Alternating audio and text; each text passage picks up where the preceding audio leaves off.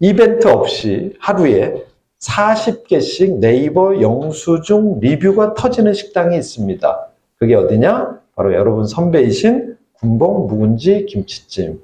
그래서 아마 요즘 여기 많은 분들이 가시는데 또 가보시면 이렇게 하면 되나? 따라 해보는데 나는 안 돼. 그걸 많이 느끼실 겁니다. 그게 왜 그런 줄 아세요? 이게 카피가 되는 게 아니에요.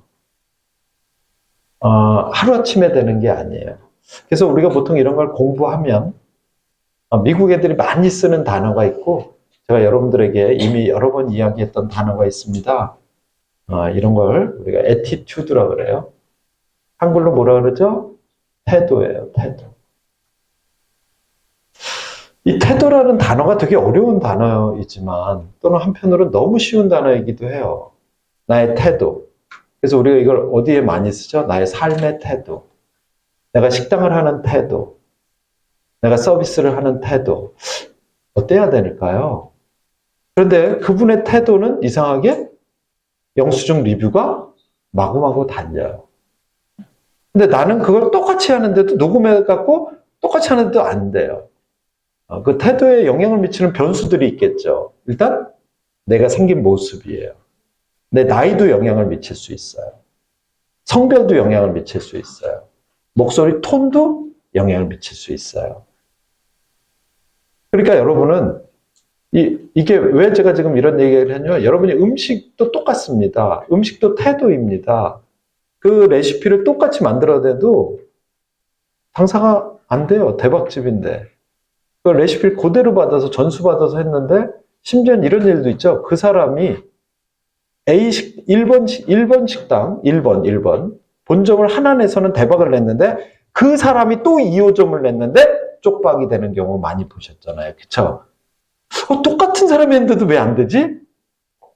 두 번째 태도가 바뀐 거예요. 첫 번째 태도는 어떤 태도였을까요? 절대절명이었어요. 이 집이 성공하지 않으면 안 되는 태도였어요. 그래서 올인을 했어요. 손님 한 명 한 명에게 절절했어요. 그런데 2호점이 되면 태도가 어떨까요? 바뀌어요. 야, 네가 알아서 해. 나 바쁘니까 네가 거기다 조금 있으면 1호점도 잘 안 되기 시작해요. 왜? 이 사람이 2호점이 자꾸 안 되니까 2호점에 가 있잖아요. 1호점이 또 무너지기 시작해요. 이게 왜 그런죠? 태도의 문제인 거예요. 그래서 여러분이 아무리 잘 됐다고 해서 2호점을 해도 또 잘 될 거라고 착각을 하지만 여러분의 바뀐 태도가 여러분을 절망의 길로 가게 만들 겁니다. 자, 어쨌든 이 군봉 묵은지 김치찜은 도대체 어떻게 해서 그 찐팬들을 만들어내는 것일까요? 그래서 제가 이걸 분석을 했습니다. 이게 저의 못된 습성이에요.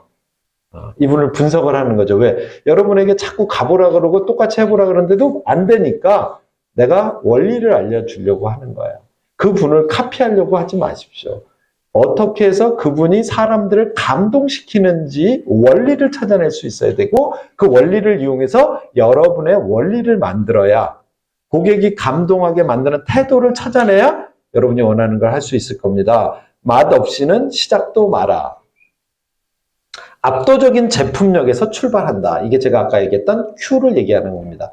음식이 되지 않으면 아무리 무슨 짓을 해도 안 될 수도 있다는 얘기고, 두 번째, 음식만 파는 곳이 아니다. 우리 군봉 묵은지찜은 음식만 파는 곳이 아니다. 왜?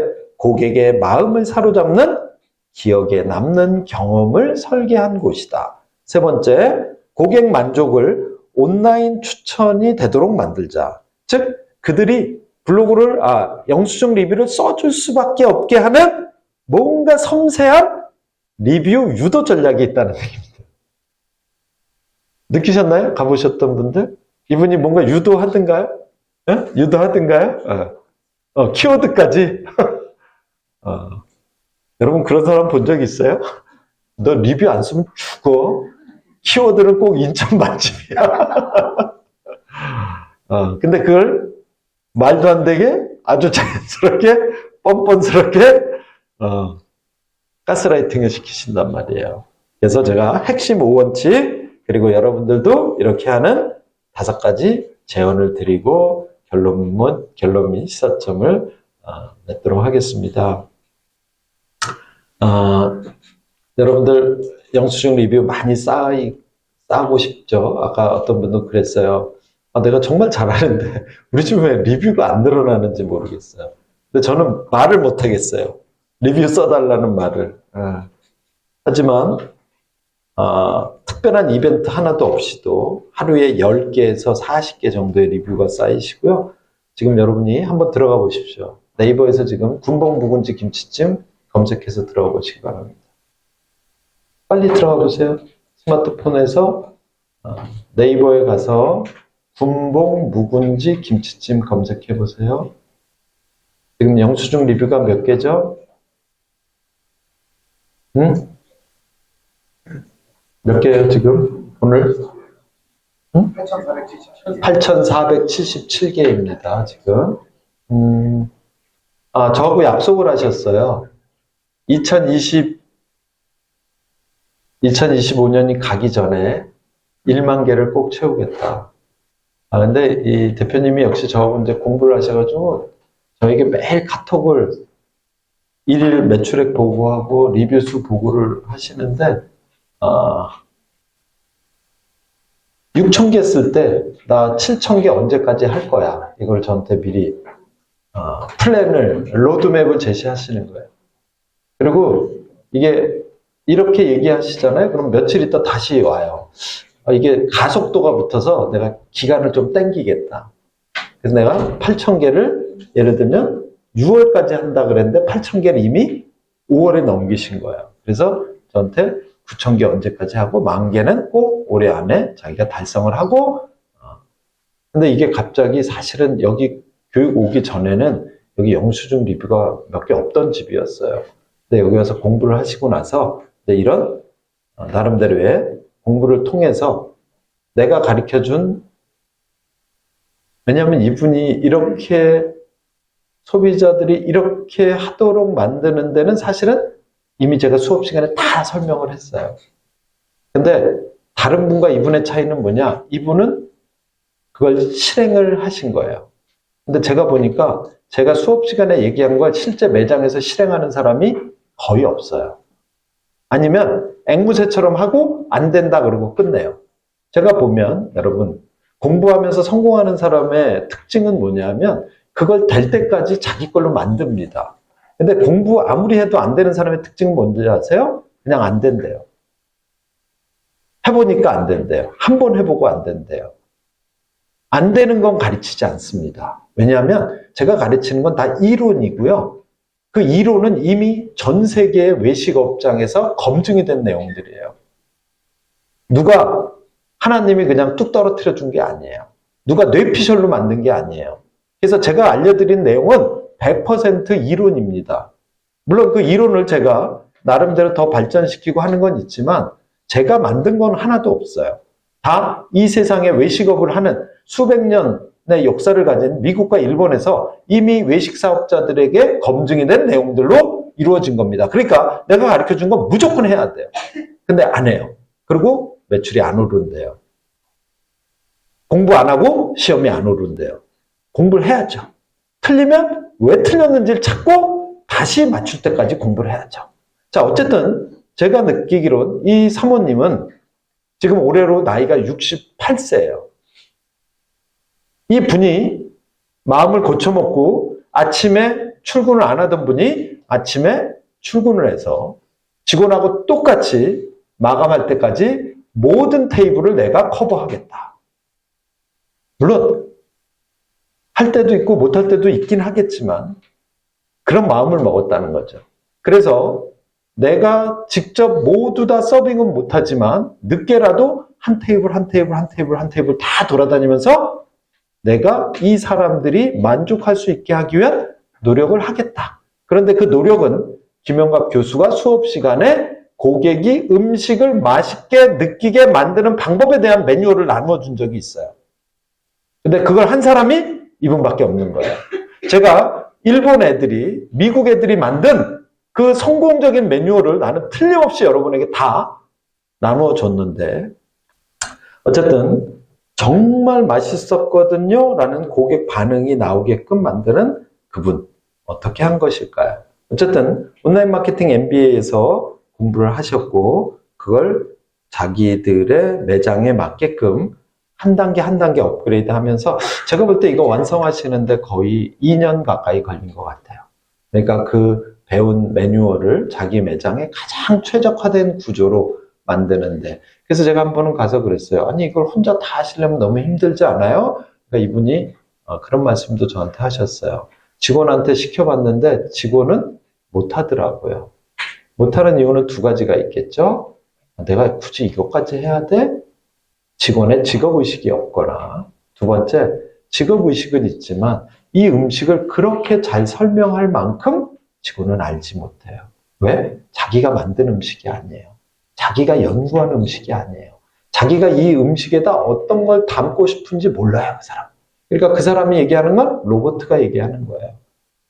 감동이 안 와요. 근데 이 사모님은 자기 신랑이 만든 음식을 소비자가 만족하게 하기 위해서, 그래서 심지어는 반찬 하나하나까지 설명을 하신대요. 그러니까 손님들이 처음엔 귀찮아할 수도 있어요.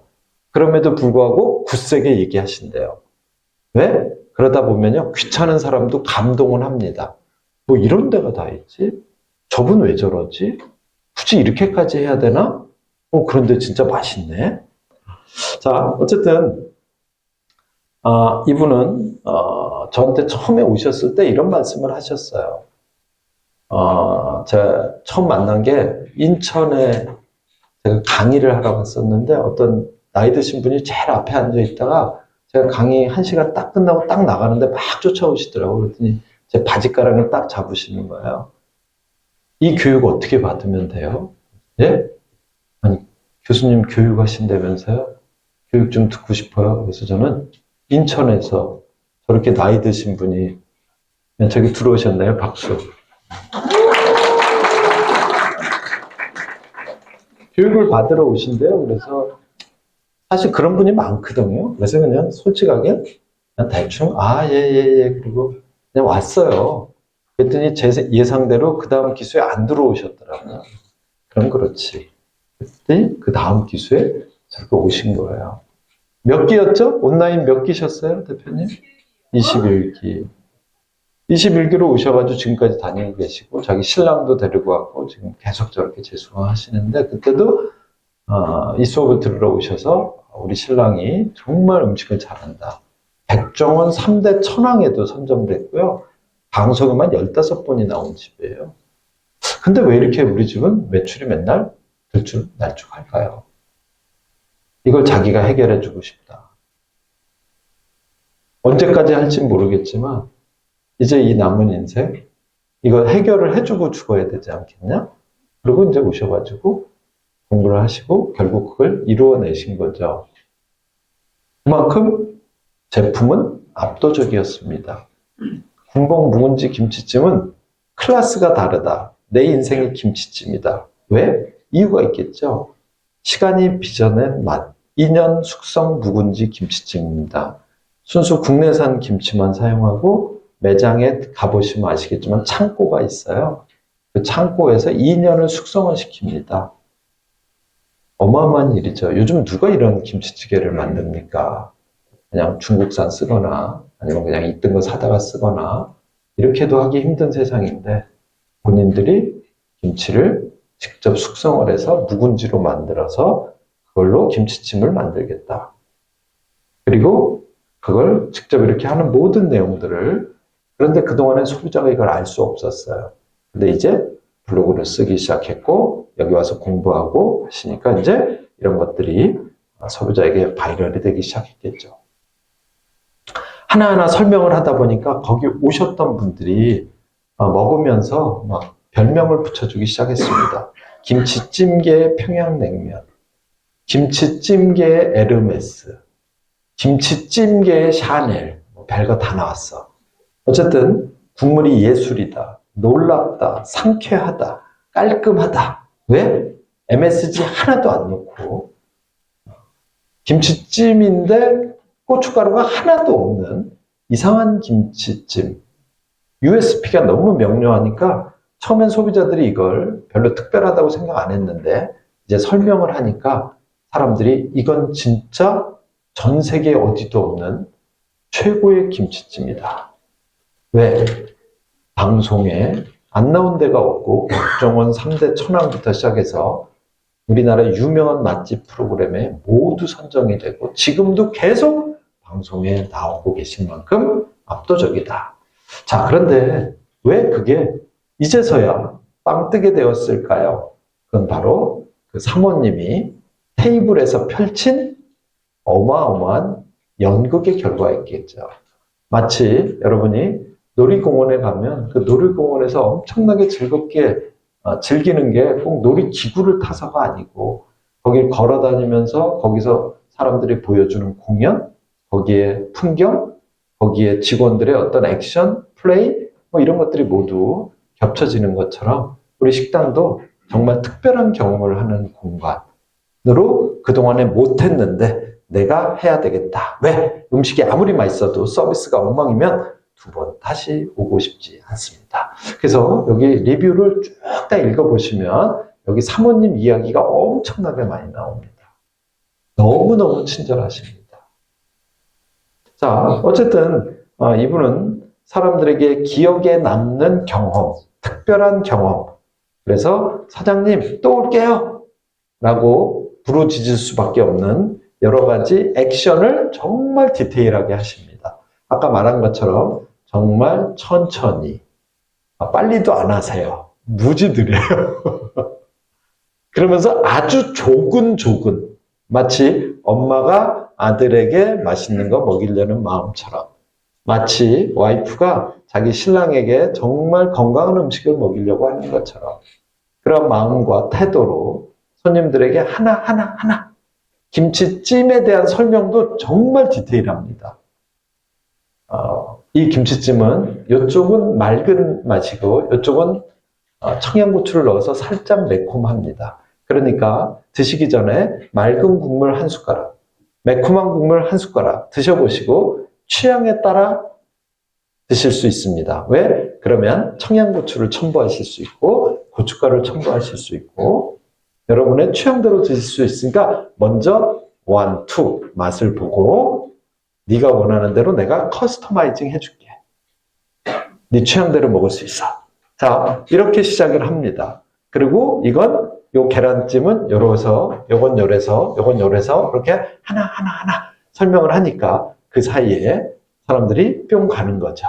자, 어쨌든 이렇게 세심하게 하나씩 관리를 하고 그러다 보니까 저도 이 리뷰 보고 정말 깜짝 놀란 리뷰가 있었어요. 왜냐면 이 집의 모토가 뭐냐면 음식의 핵심이 뭐냐면 고춧가루가 없는 김치찜이에요. 그래서 이 사장님이 이 묵은지를 고춧가루가 하나도 안 남게 엄청나게 깨끗하게 씻으면서 그걸 맛있게 만드는 여러 가지 과정을 거치는데 그리고 육수에도 맑은 육수입니다.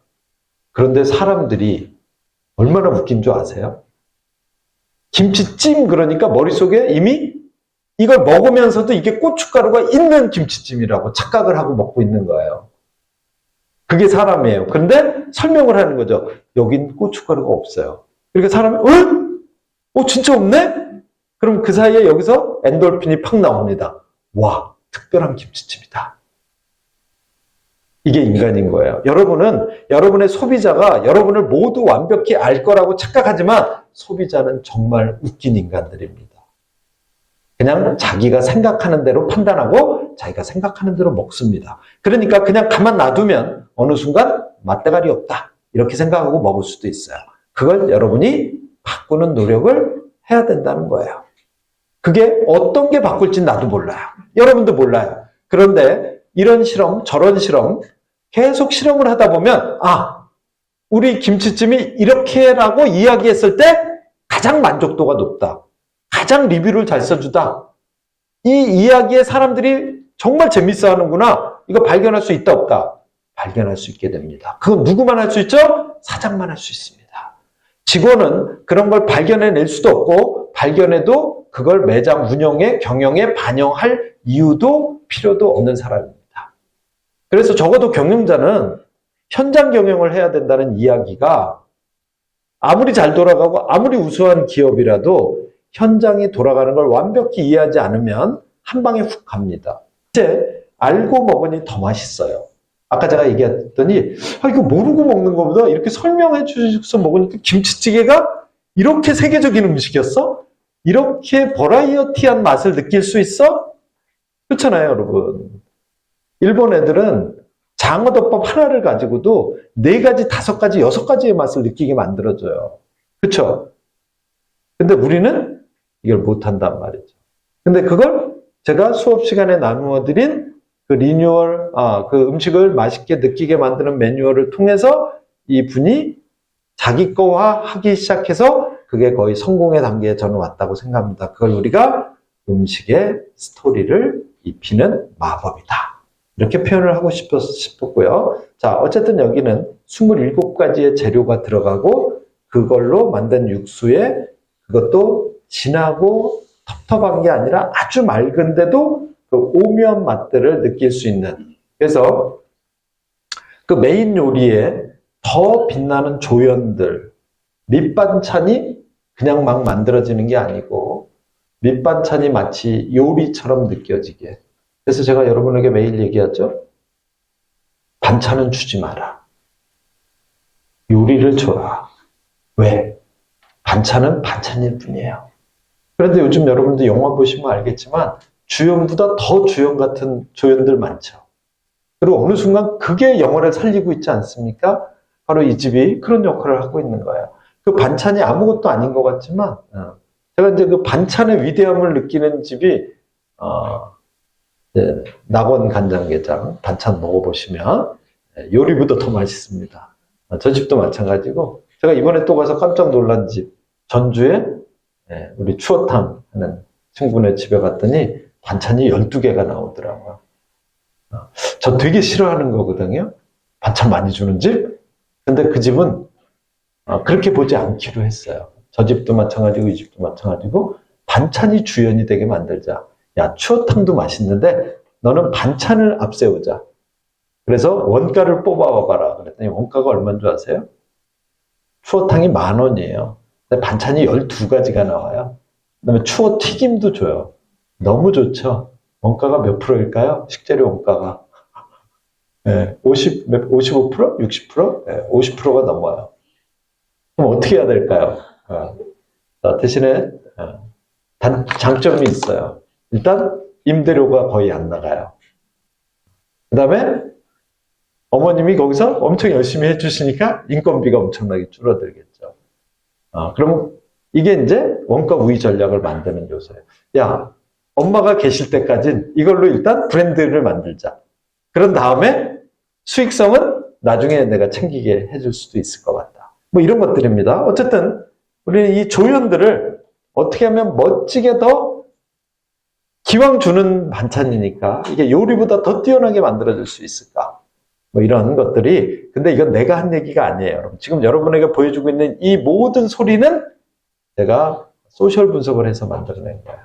소비자들이 한 얘기예요. 내가 한 얘기는 여기 하나도 없어요.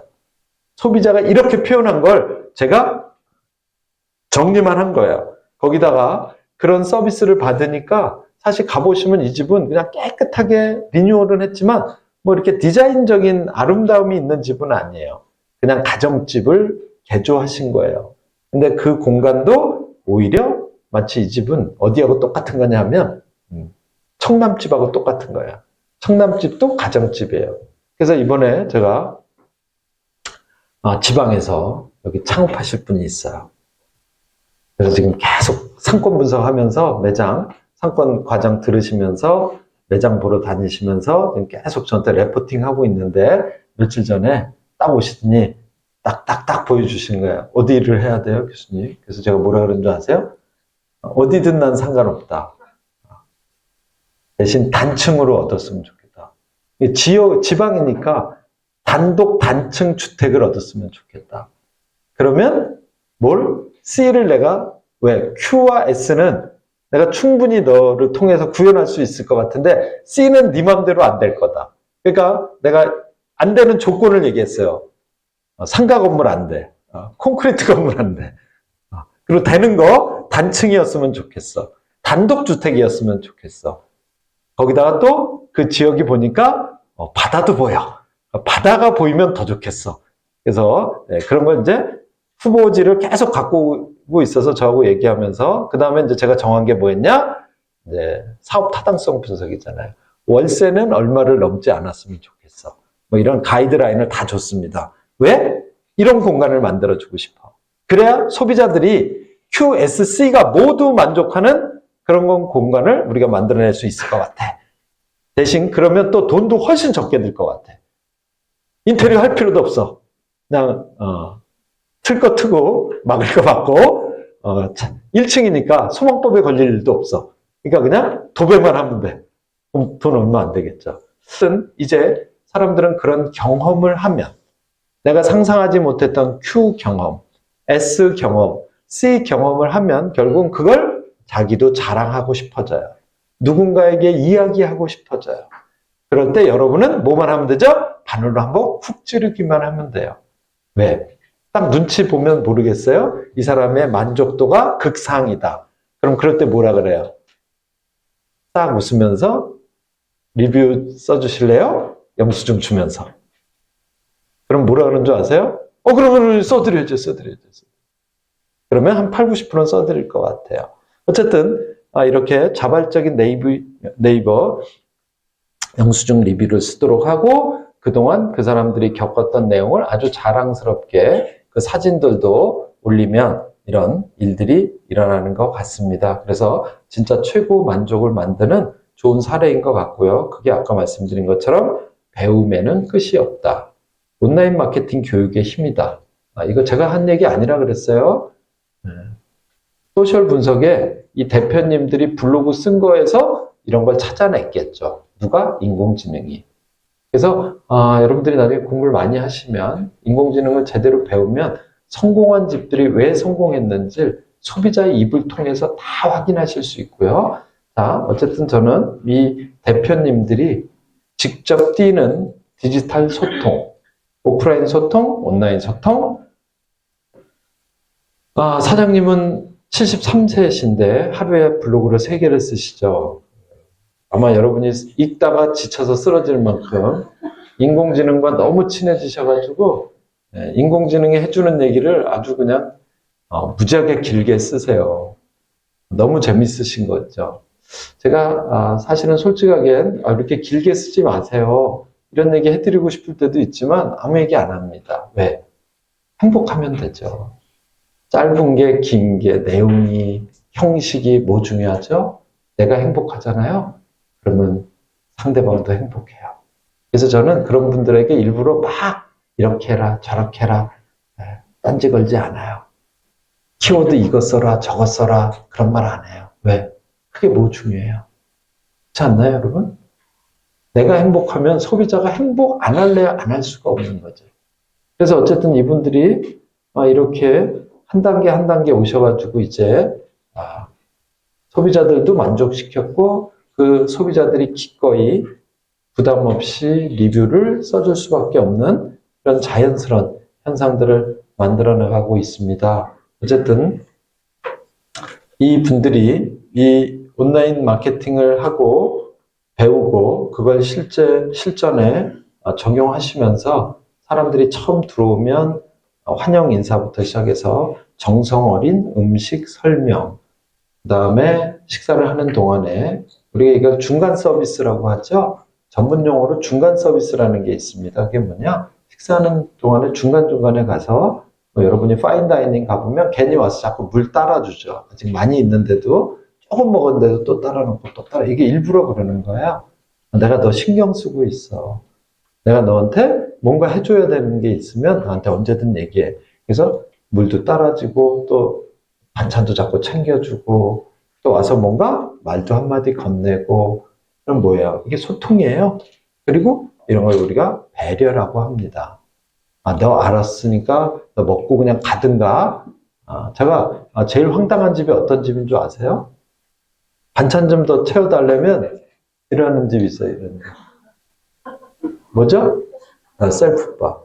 그래서 나는 무슨 생각하는지 너가 너무 바쁘면 내가 이해하겠는데 너 지금 다 놀고 있잖아. 놀고 있는데 나보고 와서 뭐 갖다 먹으래요. 물론 그럴 수는 있어요. 근데 대신에 그러면 다시는 안 가요. 그렇지 않아요? 아니, 셀프바 있는 건 나도 알아. 근데 사실은 내가 비기 전에 너 지금 놀고 있잖아. 그럼 나 같으면 그냥 알아서 채워줄 것 같아. 채워달라고 하기 전에. 그게 서비스 아닌가요? 그게 배려 아닌가요? 그게 식당을 하는 이유 아닌가요? 근데 그냥 야, 네가 가서 먹어 임마. 그럼 난 속으로 그래. 알았어, 너 잘 먹고 살아봐 한번. 근데 그 사람이 누굴까요? 직원이에요. 사장이면 그렇게 안 할지도 모르죠. 근데 저는 사장도 그러는 분을 많이 봤어요. 가슴이 아파요. 저 사람은 왜 식당을 하는 걸까? 돈 벌기 위해서? 그렇게 하면 돈을 못 번다는 걸 왜 모르는 걸까? 저 사람에게 누가 사업을 가르친 걸까? 저 사람은 공부도 안 하고 사업을 한 걸까? 그러니까 사업이 안 되는 걸까? 뭐 이런 고민을 하게 됩니다. 어쨌든 마지막까지 작별 인사도 뭐 일본 아이들 같이 밖에까지 쫓아나가서 저 멀리 사라질 때까지 인사할 수는 없겠지만 그래도 신용이라도 저는 해야 된다고 생각해요. 물론 여유가 없을 때도 있어요. 바쁠 때는 어쩔 수 없지만 여유가 있을 땐 일부러 밖에도 나가서 뭐 요즘 군봉에 많이 가니까 밖에 나가서 사진들 많이 찍으시더라고요. 배웅하는 과정이죠. 일반 손님에게도 그렇게 하시면 좋을 것 같아요. 따라 나와서 왜 여유가 없을 땐 못하지만 여유가 있을 땐 일부러라도. 하여튼 군봉 묵은지 김치찜은 우리에게 알려주는 찐팬 만두는 성공 공식을 만들어준 것 같습니다. 자, 따라서 읽습니다. 우리 가게만의 시그니처 요소. 제가 일부러 요소라고 했어요. 왜냐? 그게 메뉴일 수도 있고요. 스토리일 수도 있고요. 조리법일 수도 있고요. 재료의 이야기, 숙성의 이야기일 수도 있어요. 시그니처가 뭐가 될지는 그게 꼭 음식이 되지 않아도 될 수도 있어요. 하지만 대부분은 식당이니까 시그니처 메뉴가 반드시 있어야 되겠다. 두 번째, 직원, 그리고 대표님 스스로를 단순, 주문, 처리자가 아닌 교육자이자 스토리텔러로 육성하자. 고객 여정을 꼼꼼히 설계하고 만족도를 높이며 자연스럽게 리뷰를 독려할 수 있는 접점을 찾아내자. 진정성 있는 소통에 초점을 맞춘 온라인 마케팅 원리를 배우고 적용하는데 투자하자. 대표님, 관리자님이 온 오프라인에서 브랜드의 얼굴이자 목소리가 되도록 앞장서자. 이 5가지만 해주시면 좋겠습니다. 10분간 휴식하고 수업 이어가도록 하겠습니다.